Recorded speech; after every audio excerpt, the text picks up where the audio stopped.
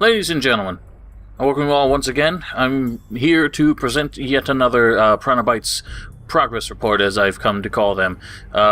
Today's episode doesn't really have a whole lot, but we did get kind of a bit of interesting information thanks to a response from Jenny of Piranha Bytes on the World of Risen forums, and just kind of reveals a bit of where the game is now and what it's going to consist of, but not really any substantial details that can really give us an image of what this game is going to be just yet.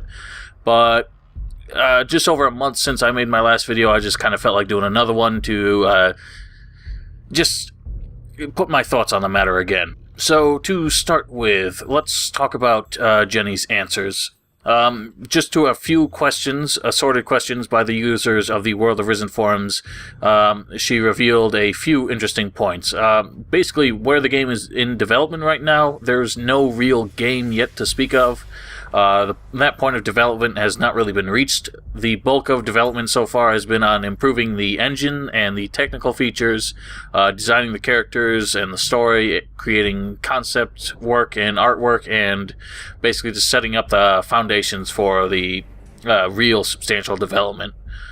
Unfortunately, Jenny has confirmed that the game is still being built on the Genome engine. Yes, the 10-year-old engine that came out with Gothic 3 and was a tremendous mess when that game was released. She tries to assure us that they have, quote, improved it a lot. Now, this is predictably vague, as the Genome engine had a mile-long list of problems since day one, with really the first Risen being its only remotely stable release, in my opinion. But if this is essentially Genome version 2.0, then we can perhaps expect a higher technical standard.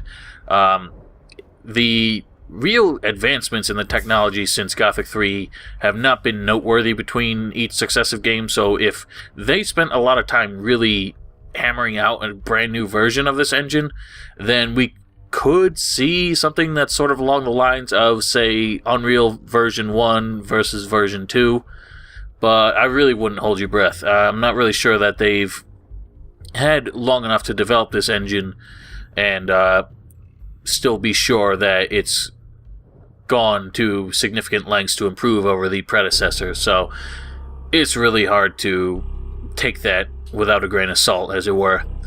Jenny also promises that the game will have more freedom in interaction and quests than previously. Again, fairly vague and kind of hopeful answers. Nothing we can really take at face value. She answered a answered vaguely to a question about dynamic dialogue scenes, but basically the idea that it's kind of like a dialogue, like an interactive dialogue in the middle of a cutscene, but that's not really a critical detail in my opinion, so I'm not too concerned about that. The game is supposed to get new animations, so hopefully it won't have a lot of recycled animations that we saw between Risen 2 and 3. Jenny unfortunately expressed her disappointment at how players climbing the landscape too freely would expose the bugs and sort of broken seams in their world, hence the insistence on scripted climbing locations and invisible walls. Players won't be able to climb areas that are too steep. That later point, won't be able to climb areas that are too steep, that's been true since Gothic 1, so it kind of begs the question, like, are they only going to use the steepness of the landscape to prevent you from getting places, or are they really going to add invisible walls and, not let you climb that freely? This is kind of a disappointment. Obviously, a developer has pride in their work and would understandably hate it if they saw players kind of unravel it and expose an incomplete world beyond the intended borders. But one of the things that made the Gothic games and most open world games such as Morrowind so fun was really being able to get anywhere and find new ways to get around. This was significant enough, at least for me, to ignore the bugs beyond the developed world, kind of where they just stopped putting the world together because they didn't expect you to get out there. It was just, I don't know, that kind of exploration and sort of breaking the mold really, it really made these games stand out to me. And, basically, what myself and another user named Maledic have been like in a consensus about is just that them going out of their way to place obstacles and things to prevent us from getting outside the borders, as well as having really obvious areas where we can climb, is what kind of breaks the immersion for us. Like, when you're walking along, just walking along a cliffside and you see, oh, there's a 90-degree ledge right there. I can clearly climb on top of that. That's what kind of bothers us. Like, we'd rather just not have climbing at all, or at least I would, and just have the landscape kind of, rocky and let me, if I really tried to, let me climb the mountainside, just with jumps, kind of like Gothic 3 had. But really, there wasn't enough of a problem with the way the landscape was designed in the first Risen. I didn't really feel like the problem of us getting beyond the developed world and into like these untextured areas or edge of the world kind of areas, that was never really that big of a problem. And I don't know why they insist on developing their world to keep us away from things like that. It's making the world seem a lot less organic, a lot less natural, and that's very important in a game like this.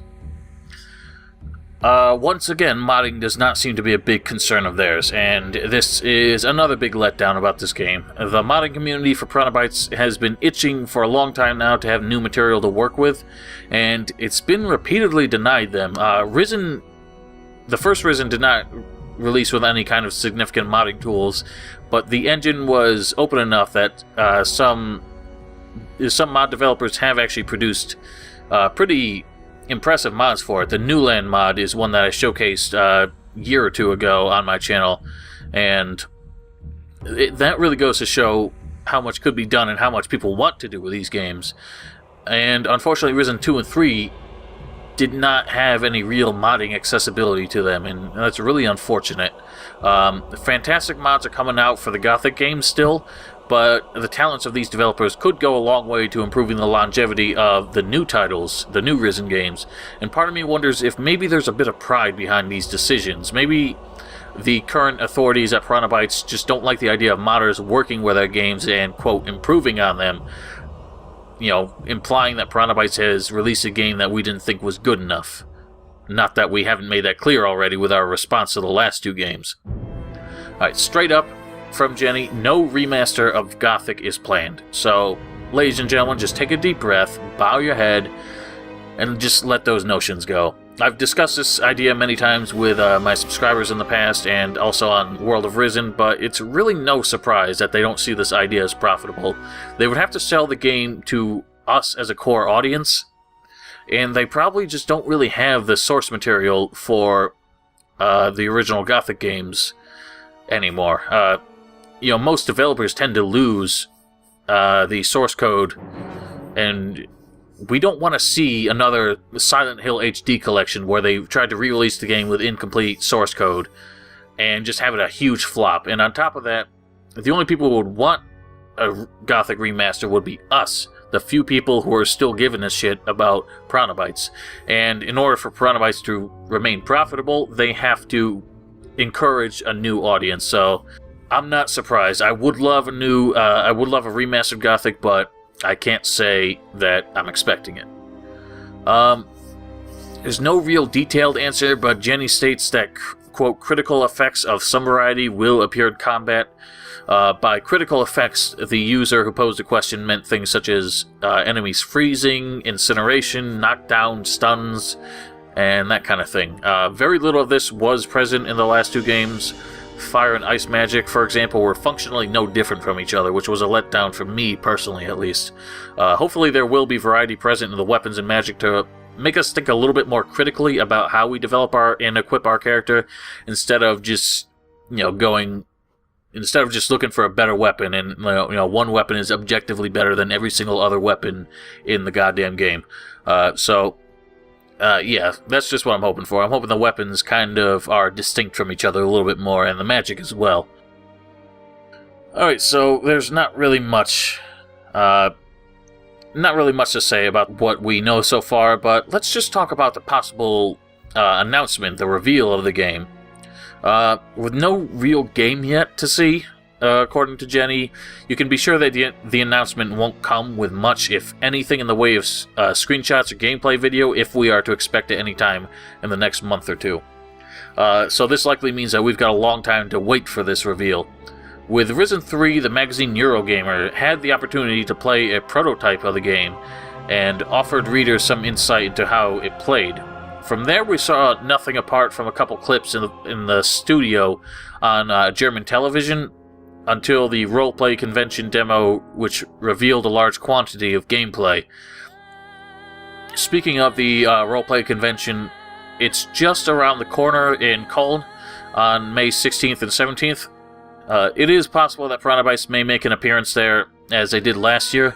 If they do, we may get an announcement in the form of a teaser trailer or a booth set up by the developers to answer questions, maybe show some concept work, or we might get both of those, who really knows. But I do find this to be a bit unlikely given Jenny's comments. If the game is not really in a presentable state yet, the next 2 weeks won't be enough for them to produce a demo to show people, and given the lukewarm response to Risen 3's reveal with very little to show for it, it would be odd if they chose again to announce the game with nothing to really present. E3 would be the next big conference, but I highly doubt that's even an affordable option for them. That's a very large-scale platform, and AAA, multi-billion-dollar developers are the ones who tend to show up there, so I don't think that's what we're going to get. More likely, I think we'll get our answers at the Gamescom conference in early August. With that being less than 4 months away, that's still enough time for them to shape up their game into a presentable demo, while still falling under the ambiguous window of soon. Personally, I'd rather wait until then to hear what the game is even going to be. I want Piranha Bytes to take the time to really flesh things out with their presentation, their reveal, and prove whether or not they can still wow us, you know? So, what do we think this game is going to be? Most users on World of Risen are pretty much resigned to the idea that this will be Risen 4, or at least another game in the same Risen universe. Don Esteban, admin of World of Players, interviewed Bjorn, Jenny, and Harry at Gamescom last year, where they stated that they were keeping Risen open as a universe. Risen 3 was supposed to conclude the trilogy, but not necessarily lay the whole franchise to rest. Naturally, this is not really what any of us want, but this decision is heavily influenced by Deep Silver, or whoever is their publisher at the moment. It is yet to be confirmed officially that Deep Silver remains the publisher. Piranha Bytes has not yet name-dropped them specifically, only ever referring to them as, quote, the publisher. But it really does stand to reason. Piranha Bytes has not been picking up steam as of late, and it would be hard to convince a new publisher of their profitability after the last games were relatively disappointing. If Deep Silver remains their publisher, this could very likely mean that a new Risen game is what we will get. They are pretty notorious for their hesitation in trademarking new IPs, so they kind of tend to rehash the same game over and over again, sometimes with new developers. And so if this is not another Risen game, then part of me quietly dreads the idea that they might in fact be developing a game with another one of Deep Silver's licenses. If Deep Silver still won't register a new trademark, but does not want to waste money on another game in the sinking ship of the Risen franchise, then they might put Piranha Bytes to work on another trademark that they already own. I can't say for sure how likely this is. I don't see any trademarks owned by Deep Silver that Piranha Bytes would be suitable for. The only exception may be Sacred, but given how Sacred 3 had an even worse reception than Risen 3 did, I don't think it's likely that they're going to waste their time with that. So in other words, damned if I know. Bottom line is, we aren't gonna know anything about this game, given how hushed Piranha Bytes has been about this game, and their publisher, their ambiguous publisher, has been as well. So I don't think we're really gonna know until they just straight up tell us.